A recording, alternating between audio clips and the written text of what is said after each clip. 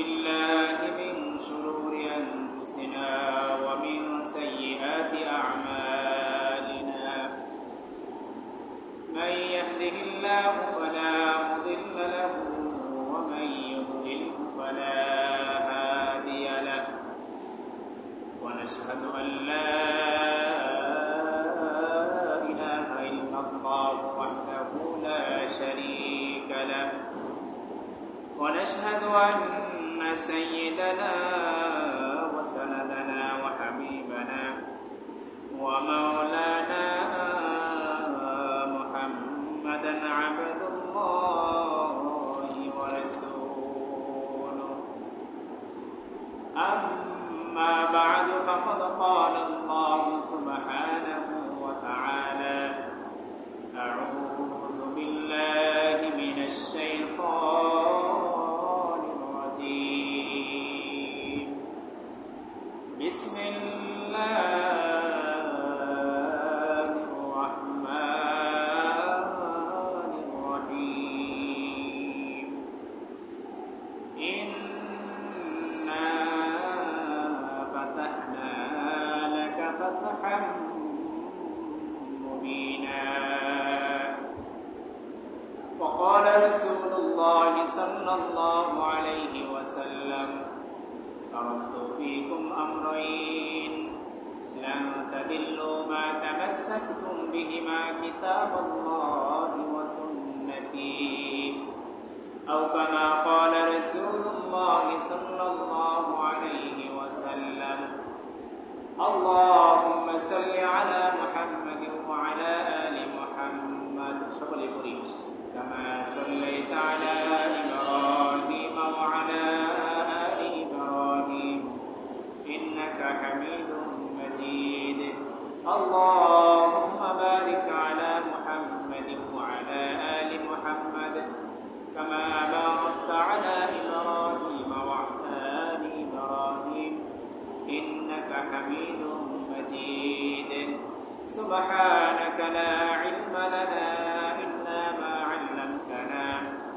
إنك أنت العليم الحكيم الحمد لله মহান আল্লাহ পাক রব্বুল আলামিনের দরবারে অসংখ্য অগণিত লক্ষ কোটি শুকরিয়া যে মহান রব্বুল আলামিন আজকে আমাদেরকে এই পবিত্র জুমার দিনে আল্লাহ পাকের মহান 2 রাকাত হুকুম 2 রাকাত জুমার সালাত আদায় করার জন্য আল্লাহ তাআলা আমাদেরকে অত্র মসজিদে একত্রিত হওয়ার তৌফিক দান করেছেন। এই জন্য সকলে অন্তর থেকে শুকরিয়া আদায় করি আলহামদুলিল্লাহ। সম্মানিত মুসল্লিনে কেরাম, আমাদের জুমার ধারাবাহিক আলোচনা চলতেছিল নবীজি সাল্লাল্লাহু আলাইহি ওয়াসাল্লামের জীবনী সংক্রান্ত বিষয়ে। এরই ধারাবাহিকতায় গত জুমায় আমরা আলোচনা করেছিলাম নবী সাল্লাল্লাহু আলাইহি ওয়াসাল্লামের মাদানী জীবনের, মদিনার জীবনের 5ম হিজরি পর্যন্ত। নবীজির জীবনের 2টা পার্ট ছিল। নবুয়ত পাওয়ার পরে 13টি বছর উনি মক্কায় দাওয়াতি কাজ করেছেন, এরপরে 10 বছর মদিনায় দাওয়াতি কাজ করেছেন। আমরা গত জুমা পর্যন্ত নবীজির মদিনার 5টি বছর তথা 5ম হিজরি পর্যন্ত নবীজির সাথে সাহাবায়ে কেরামের সাথে মুসলিম উম্মাহর সাথে কি কি ঘটনা ঘটে গিয়েছিল, ওনারা কি কি পরিস্থিতির সম্মুখীন হয়েছিলেন, আল্লাহ তাআলা কি কি বিধিবিধান মুসলমানদের উপরে নাজিল করেছিলেন সেই সংক্রান্ত বিষয়ে আমরা জেনেছিলাম। আজকে আমরা 6ষ্ঠ হিজরি থেকে নিয়ে যতটুকু সামনে অগ্রসর হওয়া যায় সেইটুকু আমরা জানবো ইনশাআল্লাহ। মোহতারাম হাজিরিন, মদিনার জীবনে নবী আলাইহিস সালাতু ওয়াস সালাম যখন 6ষ্ঠ হিজরিতে উপনীত হলেন, তখন নবী আলাইহিস সালাতু ওয়াস সালাম 1400 সাহাবায়ে কেরামকে নিয়ে মক্কা অভিমুখে রওনা হন উমরা করার জন্য। কারণ প্রতি বছরে কাফের মুশরিকরা, মক্কার কুরাইশরা মুসলমানদেরকে নিশ্চিহ্ন করে দেওয়ার জন্য, মদিনাকে ধ্বংস করে দেওয়ার জন্য তারা বিভিন্ন যুদ্ধ বিগ্রহের সাথে লেগেই থাকত। এমনকি 5ম হিজরিতে খন্দকের যুদ্ধ হয়েছিল। ঠিক 6ষ্ঠ হিজরিতে নবী আলাইহিস সালাতু ওয়াস সালাম 1400 সাহাবায়ে কেরামকে সাথে নিয়ে বাইতুল্লাহ তাওয়াফ করার জন্য, উমরা করার জন্য উনি মদিনা থেকে মক্কার উদ্দেশ্যে রওনা হলেন। 1400 সাহাবায়ে কেরামকে নিয়ে নবী আলাইহিস সালাতু ওয়াস সালাম মক্কার অদূরে মক্কার কাছাকাছি একটি জায়গা রয়েছে হুদাইবিয়া নামক জায়গা, যেটা মক্কা থেকে 30 কিলোমিটার দূরে। সেই হুদাইবিয়া নামক জায়গায় নবী আলাইহিস সালাতু ওয়াস সালাম সাহাবায়ে কেরামকে নিয়ে অবস্থান করলেন। সেখানে যাওয়ার পরে নবী আলাইহিস সালাতু ওয়াস সালাম মক্কায় খবর পাঠালেন যে আমরা উমরা করতে এসেছি, আমরা কোনো যুদ্ধ বিগ্রহ, কোনো রক্তারক্তি, কোনো মারামারি করতে আসি নাই। আমি এবং আমার সাহাবায়ে কেরাম দীর্ঘদিন হয়ে গেল মক্কা থেকে আমরা হিজরত করে মদিনায় চলে গিয়েছি, আমরা তওয়াফ করতে পারি না, উমরা করতে পারি না, আমরা আজকে উমরা করতে এসেছি, আমরা উমরা করে চলে যাব, তোমরা আমাদের সাথে কোনো প্রকার যুদ্ধ বিগ্রহ, কোনো প্রকার মারামারিতে জড়াবো না। কিন্তু মক্কার কুরাইশরা, মক্কার মুশরিকরা সাহাবায়ে কেরামকে, ছোট্ট ছোট বাহিনীর একটা সাহাবায়ে কেরামের দলকে তারা উমরা করতে নিষেধ করলো যে আপনারা এই বছর উমরা করতে পারবেন না, আগামী বছর এসে উমরা করে যাবেন। নবী আলাইহিস সালাতু ওয়াস সালাম এই কথা যখন শুনলেন তখন অনেক বাক বিতর্ক হলো। সর্বশেষ হযরত উসমান গনি রাদিয়াল্লাহু তাআলা আনহুকে নবী আলাইহিস সালাতু ওয়াস সালাম মক্কায় পাঠালেন, মক্কার কুরাইশ নেতাদের কাছে পাঠালেন যেন উনি বুঝিয়ে বলে এবং মুসলমানরা যেন উমরা করতে পারে। উসমান গনি রাদিয়াল্লাহু তাআলা আনহু যখন সেই হুদাইবিয়া নামক জায়গা, 30 কিলোমিটার জায়গা, কাবা থেকে দূরে অবস্থিত, সেই জায়গা থেকে যখন মক্কায় আসলেন, আসার পরে 3 দিন পর্যন্ত ওনাকে মক্কার মুশরিকরা, মক্কার কুরাইশরা, কাফেররা ওনাকে আটকিয়ে রাখে। ওদিক দিয়ে মুসলমানের বাহিনীতে ঘটনা ঘটে গেল যে কুতিলা উসমান, উসমান রাদিয়াল্লাহু তাআলা আনহুকে মক্কার মুশরিকরা, কাফেররা হত্যা করে ফেলেছে। এই খবর যখন ঘটনা হয়ে পড়লো, ছড়িয়ে পড়লো, মুসলমানেরা নবী আলাইহিস সালাতু ওয়াস সালামের কাছে বায়াত গ্রহণ করলো যে আমাদের ভাই উসমানকে যদি সত্যি হত্যা করে থাকে, আমরা আপনার কাছে বায়াত গ্রহণ করলাম, আমরা তার হত্যার, তার রক্তের প্রতিশোধ নেব। এই খবর যখন মক্কায় পৌঁছলো যে মুসলমানেরা নবী আলাইহিস সালাতু ওয়াস সালাম বায়াত গ্রহণ করেছে, ওনার হাতে বায়াতে রিদওয়ান যেটাকে বলা হয়, তখন মক্কার যে নেতৃস্থানীয় নেতারা ছিল, মক্কার যে কাফের মুশরিকদের লিডার ছিল হযরত আবু সুফিয়ান রাদিয়াল্লাহু তাআলা আনহু, যিনি পরবর্তীতে ইসলাম গ্রহণ করেছেন, উনি সহ অন্যান্য কাফেররা এসে নবী আলাইহিস সালাতু ওয়াস সালামকে বলল যে আমরা আপনার সাহাবা উসমানকে হত্যা করি নাই, বরং তাকে আমরা 3 দিন পর্যন্ত আটকিয়ে রেখেছিলাম, ঠিক আছে আজকে তাকে আপনাদের কাছে ফিরিয়ে দিয়ে গেলাম, তবে আপনাদের সাথে আমাদের কিছু চুক্তি হবে, কিছু সন্ধি হবে, আপনারা অন্তত এই বছর মক্কায় এসেছেন যেহেতু আপনারা তওয়াফ করতে পারবেন না, উমরা করতে পারবেন না, পরবর্তী বছর এসে আপনারা উমরা করে যাবেন। তারা নবী আলাইহিস সালাতু ওয়াস সালামের সাথে একটা সন্ধিতে, একটা চুক্তিতে তারা আবদ্ধ হওয়ার জন্য নবীর কাছে আবেদন করল। নবী আলাইহিস সালাতু ওয়াস সালাম বললেন, ঠিক আছে তোমরা কি সন্ধি করতে চাও, তোমাদের সাথে কি চুক্তি করতে চাই তোমরা বলো। তখন মক্কার মুশরিকরা বলল যে আমরা আপনার সাথে এই সন্ধি করতে চাই যে সর্বপ্রথম এই সন্ধির চুক্তি হবে, সন্ধি হবে যে আগামী 10 বছর পর্যন্ত আমরা কেউ কারোর সাথে কোনো যুদ্ধে জড়াবো না, কোনো রক্তারক্তি, কোনো মারামারিতে আমরা জড়াবো না। নবী আলাইহিস সালাতু ওয়াস সালাম বললেন যে ঠিক আছে, কোনো প্রকার যুদ্ধে আমরা না জড়ালাম। দ্বিতীয় চুক্তি হলো, মক্কার মুশরিকরা বলে যে মক্কা থেকে যদি কোনো মুশরিক, কোনো কাফের ইসলাম ধর্ম গ্রহণ করে মদিনায় চলে যায় আপনাদের কাছে, তাকে আপনারা মক্কায় ফেরত পাঠাতে বাধ্য থাকবেন, মক্কায় ফেরত পাঠাতে হবে।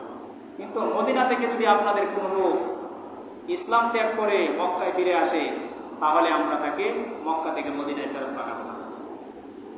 এরকম অদ্ভুত চুক্তি সেই সন্ধির মধ্যে তারা উল্লেখ করতে থাকে। এমনকি আরও কিছু তারা চুক্তি সেই হুদাইবিয়ার সন্ধি, যেটাকে বলে হুদাইবিয়া নামক জায়গায় যেহেতু সেই সন্ধিটা হয়েছিল, চুক্তিটা হয়েছিল, এটাকে হাদিসের ভাষায় বা কোরআনের ভাষায়, ইসলামের ইতিহাসে হুদাইবিয়ার সন্ধি নামে উল্লেখ করা হয়ে থাকে। সেখানে আরও চুক্তি উল্লেখ করা ছিল। মক্কার মুশরিকরা বলেছিল যে যেহেতু মক্কার মধ্যে এবং মদিনার মধ্যে বিভিন্ন গোত্র রয়েছে, আমরা যেহেতু আপনাদের সাথে একটা চুক্তিতে আবদ্ধ হচ্ছি, মক্কার অন্য অন্য যে ছোট ছোট গোত্ররা রয়েছে তারা যে কেউ চাইলে আপনাদের সাথে চুক্তিতে, এই চুক্তির উপরে আপনাদের সাথে অংশগ্রহণ করতে পারে, যে কেউ চাইবে আমাদের সাথে অংশগ্রহণ করতে পারবে। এমনকি যদি কোনো পুত্রের উপর অযাচিত হামলা করে বা আক্রমণ করে, তাহলে এই যে আমরা 10 বছরের চুক্তি করতেছি, এই চুক্তি বাতিল বলে গণ্য হবে। তো মোহতারাম হাজরিন, এরকম অনেক চুক্তি তারা করতেছিল। একটা পর্যায়ে দেখা গেল যে তারা আরও চুক্তি করলো যে আপনারা আগামী বছর যখন উমরা করতে আসবেন, তখন আপনারা আপনাদের তলোয়ারকে কাপের ভিতরে আবদ্ধ করে নিয়ে আসবেন। তলোয়ার খোলা রেখে আপনারা মদিনা থেকে মক্কায় তওয়াফ করতে আসতে পারবেন না, উমরা করতে পারবেন না। এরকম অনেক রকম চুক্তি করতেছিল। তো আলী রাদিয়াল্লাহু তাআলা আনহু এই চুক্তিগুলো প্রত্যেকটা উনি লিপিবদ্ধ করতেছিলেন। নবী আলাইহিস সালাতু ওয়াস সালামের সেই চুক্তি যখন লিপিবদ্ধ করা হলো, চুক্তির মধ্যে উল্লেখ ছিল আল্লাহর রাসূল মুহাম্মাদের পক্ষ থেকে এই চুক্তি করা হচ্ছে কাফেরদের সাথে।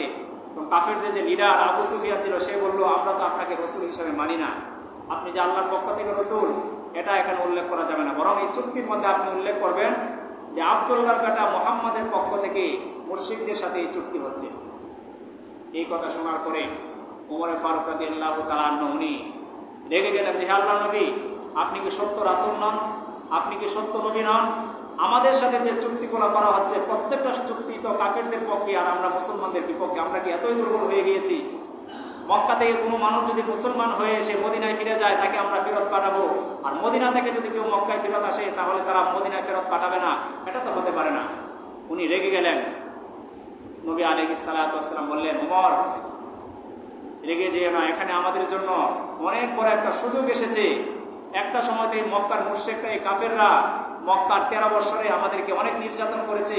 মক্কা থেকে আমরা হিজরত করে মদিনায় এসেছি, আজকে 8ম হিজরি চলে, 8 বছর তারা আমাদের উপরে লেগেই রয়েছে। আমাদের সাথে বিভিন্ন যুদ্ধ বিগ্রহ বিভিন্নভাবে আমাদের উপরে তারা নির্যাতন করে চলেছে। তারা আমাদেরকে স্বীকৃতি দেয় নাই, কিন্তু আজকে এই সন্ধির মাধ্যমে তারা আমাদেরকে একটা মুসলিম জাতি হিসাবে, মুসলিম দল হিসাবে তারা আমাদেরকে স্বীকৃতি দিয়েছে, কিন্তু তারা এটা বুঝতে পারতেছে না। যদি আমাদেরকে তারা মুসলিম দল হিসেবে স্বীকৃতি নাই দিত, তাহলে আজকে তারা আমাদের সাথে এরকম চুক্তিতে আবদ্ধ হতো না। সুবহানাল্লাহ। নবী সাল্লাল্লাহু আলাইহি ওয়াসাল্লাম কত দূরদর্শী সম্পন্ন ব্যক্তিত্ব ছিলেন।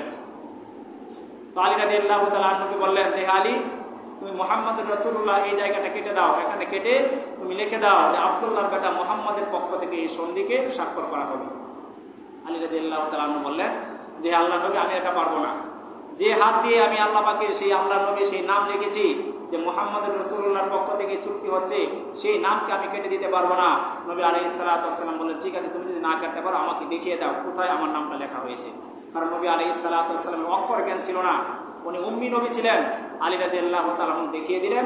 নবী আলাইহিস সালাতু ওয়াস সালাম সেই জায়গার মধ্যে মুহাম্মদুর রাসূলুল্লাহ কেটে দিলেন এবং বলে দিলেন, হে আলী, তুমি এই জায়গার মধ্যে লিখে দাও যে আব্দুল্লাহর বেটা মুহাম্মাদের পক্ষ থেকে এই চুক্তি করা হলো যে আগামী 10 বছরের মধ্যে কোনো যুদ্ধ বিগ্রহ হবে না, আগামী 10 বছরের মধ্যে কেউ কারো উপর আক্রমণ করতে পারবে না, আমরা এই বছর উমরা করবো না, মক্কা থেকে কেউ সফর করে যদি মুসলিম হয়ে মদিনায় চলে তাকে ফেরত দেবে। এই সমস্ত চুক্তির উপরে নবী আলাইহিস সালাতু ওয়াস সালাম স্বাক্ষর করলেন। সেদিন উমর ফারুক রাদিয়াল্লাহু তাআলা অনেক রেগে গিয়েছিলেন। নবী আলাইহিস সালাতু ওয়াস সালাম বুঝেছিলেন যে বদরের যুদ্ধের মাধ্যমে, বিজয়ের মাধ্যমে আল্লাহ পাক রব্বুল আলামিন মুসলমানদের সারা বিশ্ব বিজয়ের একটা দরজা খুলে দিয়েছিলেন।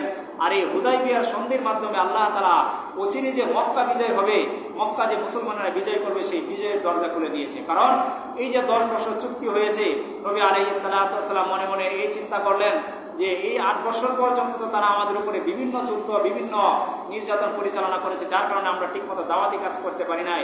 অন্তত এই চুক্তির মাধ্যমে যেহেতু আগামী 10 বছর কোনো যুদ্ধ হবে না, মদিনায় গিয়ে আমি ইসলামের কাজ আরো বেশি পরিমাণে করতে পারবো। বিশ্বের আনাচে কানাচে যত জায়গায় যত রাষ্ট্র রয়েছে, সমস্ত রাষ্ট্রনায়কদের কাছে আমি ইসলামের দাওয়াত পৌঁছিয়ে দিতে পারবো। সুবহানাল্লাহ। নবী আলাইহিস সালাতু ওয়াস সালাম এই হুদাইবিয়ার সন্ধি এভাবে কমপ্লিট করে সেই হুদাইবিয়া নামক জায়গা থেকে উনি উমরা না করেই 1400 সাহাবায়ে কেরামকে নিয়ে উনি মদিনায় ফিরত গেলেন। এরপর 7ম হিজরি চলে আসলো। 7ম হিজরি আসার পরে সেই 7ম হিজরিতে আরও কিছু যুদ্ধ সংগঠিত হয় এবং দেখা যায় যে সেই 7ম হিজরিতে খাইবারের যুদ্ধ সংগঠিত হয়। নবী আলাইহিস সালাতু ওয়াস সালাম বলেন, সেই যুদ্ধের মধ্যে মুসলমানের সংখ্যা ছিল মাত্র 1600 আর কাফের মুশরিকদের সংখ্যা ছিল 20,000।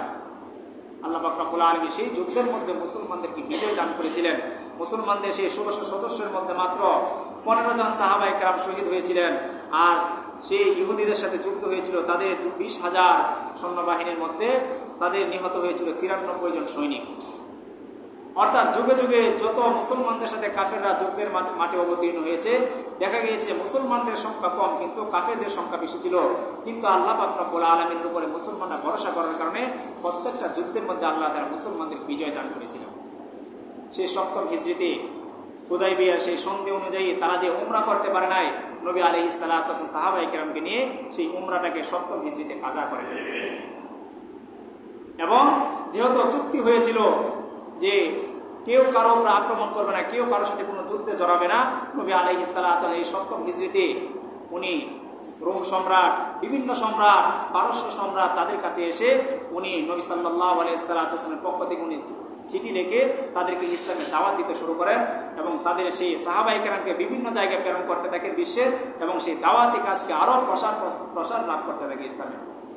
মুহতারাম হাজিরিন, এভাবে যখন 7ম হিজরি চলতেছিল, ঠিক ওই মুহূর্তটাতে হুদায়বিয়ার সন্ধির মধ্যে যে চুক্তি হয়েছিল যে মক্কার যে কোনো পুত্র যে কাউকে সাপোর্ট করতে পারবে, কেউ চাইলে নবী মুহাম্মদ রাসূলুল্লাহ উনি যে মদিনায় অবস্থান করতেছে তাদেরকেও সাপোর্ট করতে পারবে, আবার যে পুত্রগুলো রয়েছে তারা চাইলে কাফের মুশরিকদেরকেও সাহায্য করতে পারবে, তাদের সাথেও তারা একাত্মতা পোষণ করতে পারবে।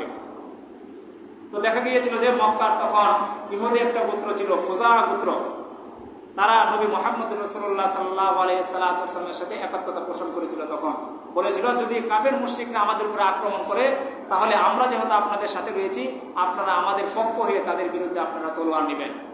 তো দেখা গেল কিছুদিন যাওয়ার পরে মক্কার মুশরিকরা সেই খুজা গোত্র ইহুদি গোত্রের উপরে তারা অতর্কিত হামলা করলো এবং তাদের অনেক লোককে শহীদ করে দিল এবং তাদের অনেক উট ঘোড়া তারা চিনিয়ে নিল।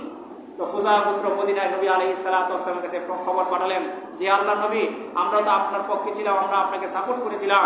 তো দেখা গিয়েছে যে মক্কার মুশরিকরা, মক্কার ইহুদিরা, মক্কার কাফেররা, কুরাইশরা আমাদের উপর আক্রমণ করেছে। সুতরাং আমরা যেহেতু আপনার মিত্র, আপনারাও আমাদের মিত্র, সুতরাং আমাদের পক্ষ হয়ে আপনি তাদের বিরুদ্ধে প্রতিশোধ গ্রহণ করুন। এভাবে যখন 8ম হিজরি চলে আসে, নবী আলাইহিস সালাতু ওয়াস সালাম মক্কা আক্রমণ করার জন্য, মক্কা বিজয়ের জন্য উনি সাহাবায়ে কেরামকে প্রস্তুতি গ্রহণ করার জন্য ঘোষণা করলেন। এবং এই খবর যেন মক্কায় কোনোভাবে না আসতে পারে, নবী আলাইহিস সালাতু ওয়াস সালাম মদিনার প্রতিটা গেটে গেটে, প্রতিটা দরওয়াজায় দরওয়াজায় উনি চৌকিদার বসালেন, উনি পাহারাদার বসালেন। কিন্তু শয়তান, সেই শয়তানের কাজ চলমান ছিল। এক সাহাবীকে ধোঁকা দিয়ে দিল। সেই সাহাবী কি করলো, এক মহিলার মাধ্যমে একটা চিঠি লিখলো মক্কায়। যেহেতু সেই সাহাবীর পরিবার মক্কায় অবস্থান করতেছিল, সেই সাহাবী ওই মহিলাকে দিয়ে একটা চিঠি পাঠালো। চিঠির মধ্যে লেখা ছিল যে অচিরে মক্কার মুসলমানেরা মক্কা বিজয়ের জন্য মক্কায় আক্রমণ করবে। যেহেতু মক্কার মুশরিকরা তারা সেই চুক্তিকে ভঙ্গ করেছে যে 10 বছর পর্যন্ত কেউ কারো উপর আক্রমণ করবে না, কিন্তু খুজা গোত্রের উপরে তারা আক্রমণ করে এই 10 বছরের চুক্তিকে তারা ভঙ্গ করেছে। সুতরাং মুসলমানেরা এখন মক্কায় আক্রমণ করবে এবং মক্কাকে বিজয় করবে। এই চিঠি লিখে এক মহিলার মাধ্যমে মক্কায় এই খবর প্রেরণ করে দিল। সাথে সাথে আল্লাহ পাক রব্বুল আলামিন নবী আলাইহিস সালাতু ওয়াস সালামকে ওহী পাঠিয়ে জানিয়ে দিলেন যে আপনি যে মক্কায় আক্রমণ করবেন, মক্কা বিজয়ের জন্য সাহাবায়ে কেরামকে নিয়ে যাবেন, এই খবর কিন্তু ফাঁস হয়ে যাচ্ছে। এক মহিলার মাধ্যমে আপনার এক সাহাবী এই খবর মক্কায় পৌঁছিয়ে দিচ্ছে। নবী আলাইহিস সালাতু ওয়াস সালাম সাথে সাথে হযরত আলী রাদিয়াল্লাহু তাআলা আনহুকে দ্রুতগামী একটা ঘোড়ার উপরে সওয়ার করে পাঠিয়ে দিলেন। সেই মহিলাকে আলী রাদিয়াল্লাহু তাআলা আনহু গিয়ে ধরলেন এবং বললেন যে তোমার কাছে কি খবর রয়েছে, তুমি তাড়াতাড়ি পেশ করো। সেই মহিলা অস্বীকার করলো। অনেক জোরাজোরির পরে সেই মহিলা তার চুলের সেই কুপা খুলে কুপা থেকে একটা চিঠি বের করে দিল এবং সেই মহিলাকে ধরে আলী রাদিয়াল্লাহু তাআলা মদিনায় নিয়ে আসলেন এবং সাহাবায়ে কেরামকে জমায়েত করে সমবেত করে নবী আলাইহিস সালাতু ওয়াস সালাম বললেন, এই কাজ কে করেছো? ওই সাহাবী দাঁড়িয়ে বলল যে আল্লাহর নবী, আমি এই কাজ করেছি, তবে আমি মুসলমানদের পক্ষে আমি এই কাজ এই জন্যই করেছি যেহেতু আমার পরিবার মক্কায় রয়েছে। আমরা যখন মক্কায় আক্রমণ করব, আমার পরিবার যেন কোনোভাবে আক্রান্ত না হয়, তারা যেন কোনো জুলুমের শিকার না হয়, আমি শুধু এটার জন্য এই চিঠিটা লিখেছি। বাকি আমি কাফেরদেরকে সমর্থন করতেছি এই কোনো উদ্দেশ্য আমার ছিল না। নবী আলাইহিস সালাতু ওয়াস সালাম ওই সাহাবীকে ক্ষমা করে দিয়েছিলেন। ওই সময় নবী আলাইহিস সালাতু ওয়াস সালাম তখন 10,000-এর একটা বাহিনী নিয়ে মক্কা বিজয়ের জন্য 8ম হিজরিতে মদিনা থেকে মক্কার উদ্দেশ্যে হিজরত করেন। মুহতারাম হাজরিন, পৃথিবীর ইতিহাসে যত বড় বড় দেশ বিজয় হয়েছে, যত বড় বড় যুদ্ধ সংঘটিত হয়েছে, যারা যত দেশ বিজয় করেছে, প্রতিটা দেশ বিজয় করার সময়, যুদ্ধের সময় অসংখ্য মানুষ নিহত হয়েছে। আলেকজান্ডার বলেন, হিটলার বলেন, যত বড় বড় নেতারা ছিল তারা যত বড় বড় দেশ অর্জন করেছে, বিজয় করেছে, দেখা গিয়েছে যে লক্ষ লক্ষ মানুষ রক্তের সেই বন্যার উপর দিয়ে সারা সেই দেশকে বিজয় করেছে। কিন্তু নবী আলাইহিস সালাতু ওয়াস সালাম মক্কা বিজয়ের এক নজির পেশ করেছিলেন যে মক্কা বিজয়ের সময় উনি 10,000 সাহাবায়ে কেরামকে নিয়ে উনি মক্কা বিজয় করেছিলেন। কিন্তু মক্কায় হাদিসের কিতাবের মধ্যে এসেছে নবী আলাইহিস সালাতু ওয়াস সালাম সহ সাহাবায়ে কেরামের কোনো তলোয়ারের একটা ধার পর্যন্ত পোঁতা হয় নাই। সুবহানাল্লাহ। অর্থাৎ কোনো রক্তক্ষয়ী যুদ্ধ হয় নাই, কোনো মারামারি হয় নাই, কোনো যুদ্ধ হয় নাই। এভাবে আল্লাহ পাক রব্বুল আলামিন মুসলমানদেরকে মক্কা বিজয় করেছিলেন। নবী আলাইহিস সালাতু ওয়াস সালাম 10,000-এর একটা সাহাবায়ে কেরামকে নিয়ে মক্কার অদূরে একটি জায়গার মধ্যে উনি অবস্থান করলেন, রাত হয়ে গিয়েছিল। তো নবী আলাইহিস সালাতু ওয়াস সালাম বললেন যে এই মুহূর্তে যদি আমরা মক্কায় গিয়ে প্রবেশ করি, মক্কার কাফেররা আমাদের বিরুদ্ধে লাগবে, আমরা তাদের বিরুদ্ধে লেগে যাব, দেখা যাবে যে একটা রক্তক্ষয়ী যুদ্ধের সংঘাত লেগে যাবে।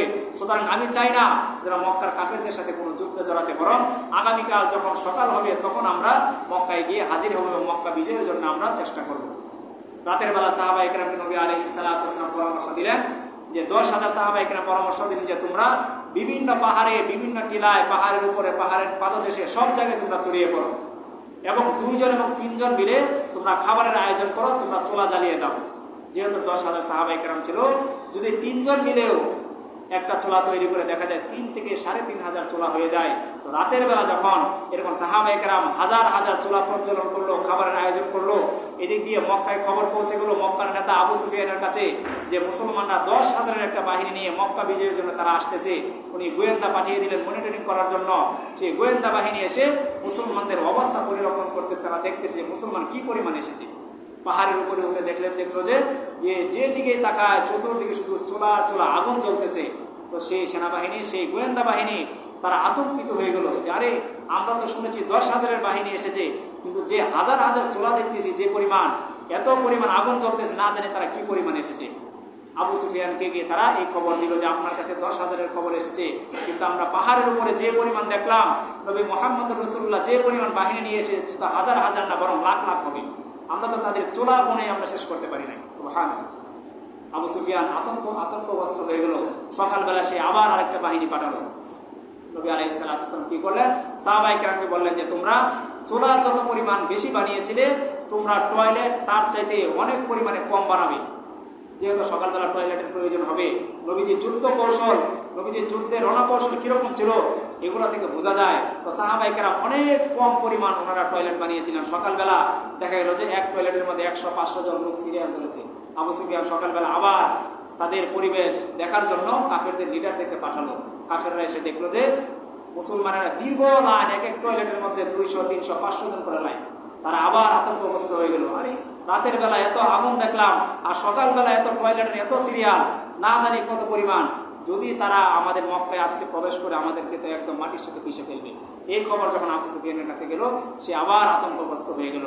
নবী আলাইহিস সালাতু ওয়াস সালাম সকালবেলা এই 10,000-এর বাহিনী নিয়ে মক্কায় প্রবেশ করলেন। কোনো যুদ্ধ নেই, কোনো মারামারি নেই। যে কাফেররা নবী আলাইহিস সালাতু ওয়াস সালামকে মক্কার 13টি বৎসর, মদিনার সেই 10টি বৎসর এত কষ্ট দিয়েছে, এই 10 বৎসরে, এই 13 বৎসরে, মোট 23 বৎসরে যে পরিমাণ কষ্ট দিয়েছে, নবী আলাইহিস সালাতু ওয়াস সালাম চাইলে সেই মক্কা বিজয়ের সময় 10,000-এর বাহিনী নিয়ে মক্কার মাটিকে, মক্কার সমস্ত কিছুকে দোলার সাথে মিশিয়ে দিতে পারতেন। কিন্তু মক্কায় প্রবেশ করার পর নবীজি কি বললেন যে আমার মক্কার ভাইয়েরা, আজকে তোমাদেরকে সবাইকে সাধারণ ক্ষমা ঘোষণা করলাম। যারা আবু সুফিয়ানের ঘরে অবস্থান করবে, যারা তাদের নিজেদের ঘরে দরজা বন্ধ করে থাকবে, এমনকি তলোয়ারকে কাপ বন্ধ করে রাখবে, এমনকি কাবার গিলাফ ধরে ঝুলে থাকবে, সবাইকে আজকে ক্ষমা ঘোষণা করা হলো। তাদের উপরে আজকে কোনো প্রকার যুদ্ধ, কোনো প্রকার অস্ত্র চালানো হবে না, বরং তোমরা আমার কাছ থেকে কি আশা করো? তখন মক্কার কাফের মুশরিকরা বলেছিল যে আপনি তো হলেন কারিম ইবনে কারিম, অনেক সম্মানিত ব্যক্তি।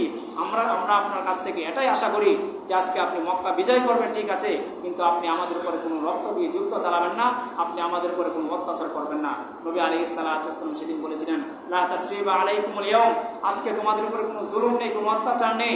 যেরকম আমি ইউসুফ আলাইহিস সালাতু ওয়াস সালাম তার 11 ভাইয়ের ক্ষেত্রে বলেছিলেন যে 11 ভাই মিলে তাকে ছোট সময় কূপে ফেলে দিয়েছিল, কিন্তু একটা পর্যায়ে ইউসুফ আলাইহিস সালাতু ওয়াস সালাম মিশরের খাদ্যমন্ত্রী হয়েছিলেন।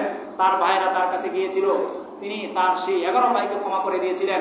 ঠিক ওই দিনও মক্কা বিজয়ের দিন নবী আলাইহিস সালাতু ওয়াস সালাম চাইলে কাফের মুশরিকদেরকে একদম শেষ করে দিতে পারতেন, কিন্তু নবী ওই দিন বললেন লা তাসরিবা আলাইকুমুল ইয়াউম, আজকে তোমাদের উপরে কোনো জুলুম নেই, কোনো অত্যাচার নেই, তোমাদের সবাইকে আমি ক্ষমা করে দিলাম। সুবহানাল্লাহ। ইতিহাসে এরকম নজিরবিহীন ঘটনা আর একটাও খুঁজে পাওয়া যায় না। ওই মক্কা বিজয়ের দিন নবী আলাইহিস সালাতু ওয়াস সালাম যে পরিমাণ কাফেরকে ক্ষমা করে দিয়েছিলেন, ওই ক্ষমার মাধ্যমে দেখা গিয়েছিল যে সাথে সাথে ওই দিন আবু সুফিয়ান যে মুশরিকদের নেতৃত্ব দিত, আবু জাহেলের পরে কাফেরদের পক্ষে মুসলমানদের বিরুদ্ধে যে অনেক যুদ্ধ পরিচালনা করেছিল, সেই আবু সুফিয়ান ইসলাম ধর্ম গ্রহণ করেছিল। এবং নবী আলাইহিস সালাতু ওয়াস সালাম সেদিন মক্কা ঘর থেকে কাবা ঘর থেকে 360টি মূর্তিকে ভেঙে চুরে মক্কাকে পরিষ্কার করে কাবাকে পরিষ্কার করে হযরত বেলাল রাদিয়াল্লাহু তাআলা আনহুকে বললেন, হে বেলাল, তুমি সেই বাইতুল্লাহর ছাদের উপরে উঠো এবং আযান দাও, আমরা একসাথে নামাজের সাথে জামাত আদায় করব। সুবহানাল্লাহ। মুহতারাম হাজিরিন, এবারে যখন মক্কা বিজয় হয়ে গেল, আল্লাহ পাক রব্বুল আলামিন বিশ্বের প্রতিটা প্রান্তে প্রান্তে মুসলমানদেরকে বিজয় দান করলেন। এত ক্ষমার ফলে যারা এত অত্যাচার করেছে মুসলমানদেরকে, আপনারা দেখেছেন উহুদের প্রান্তরে, বিগত জুমাগুলোতে আমরা আলোচনা করেছি, বদরের প্রান্তরে, উহুদের প্রান্তরে, খন্দকে, প্রতিটা যুদ্ধে মুসলমানদের বিরুদ্ধে তারা এত ষড়যন্ত্র করেছে, কিন্তু নবী আলাইহিস সালাতু ওয়াস সালাম মক্কা বিজয়ের দিন সেই কাফেরদের কাছ থেকে উনি কারো কাছ থেকে প্রতিশোধ নেন নাই, কারো কাছ থেকে উনি প্রতিশোধ গ্রহণ করেন নাই, বরং সবাইকে তিনি সাধারণভাবে ক্ষমা করে দিয়েছিলেন। এই ক্ষমা দেখে দলে দলে মক্কার মুশরিকরা, মক্কা ইহুদিরা সেই 8ম হিজরিতে মক্কা বিজয়ের পরে দলে দলে ইসলামের মধ্যে দীক্ষিত, ইসলাম গ্রহণ করে তারা কালিমা শাহাদা পাঠ করে ইসলামের ছায়াতলে এসে গিয়েছিল। সুবহানাল্লাহ।